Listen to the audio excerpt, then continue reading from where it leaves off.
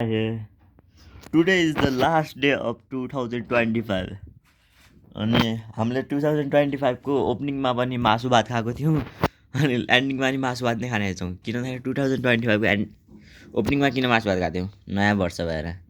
आज किन खान्छौँ? मालदाईको बिदा भएर हो न दाइ? 2020 मासु रोटीसँग खाने होला। रोटीसँग माल्दैन भएको खेर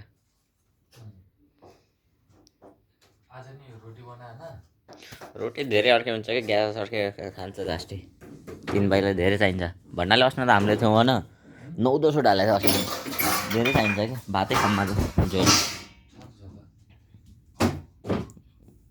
एकजनालाई 5 को हिसाबले 15 नि त्यो कन्त अर्कै हुन्छ कि त्यही माने फास्ट अर्कै हुन्छ त्यही भएर बढी ग्यास पनि खान्छ त्यसपछि के हुन्छ के त्यही भएर अरू दिन अनि 2025को हामीले हाफ इयरमा हामीले खाँदैछौँ सादेको चाउचाउ आज पनि खाँदैछौँ सादेको चाउचाउ।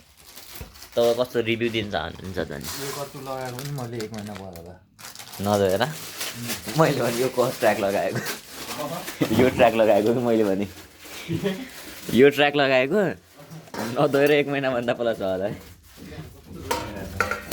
मेरो त गन्ना छैन भन्नाले त्यस्तै त हो हामी रुममै बसेर त लगाउँछौँ त न माल्दा लिएर यो डाइट खाने भएर चम्चा यहीँतिर खान्छ राते मैगी मजा नींदों में थे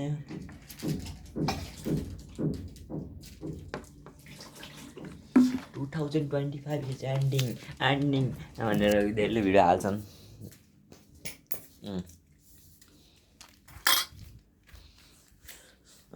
तपाईँको लास्ट भिडियो तपाईँको के भन्न चाहनुहुन्छ 2025 लाई? मलाई काठमाडौँ पुऱ्याइस् त्यसपछि अहिले अझै यहाँ चाउचाउ खान दिइरहेको थिएँ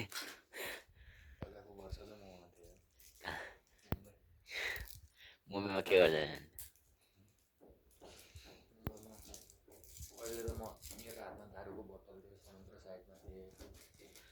भन्न समुद्र साइडमा जान कि पैसा जस्तो लाग्छ र दाइ? मलाई जाने मन छ समुद्र साइडमा। जान मैले के गर्नुपर्छ भने त अगाडि इन्डिया जानु पऱ्यो होला त्यसपछि नि एउटा खापले त्यहाँ गएर भिडियो सिडियो बनाउनु पऱ्यो अगाडि मेमोरी ल 2025 इज एन्डिङ लास्ट फोटो दाइसँगको 1 2 3 यता न एकचोटि यता नखाँदा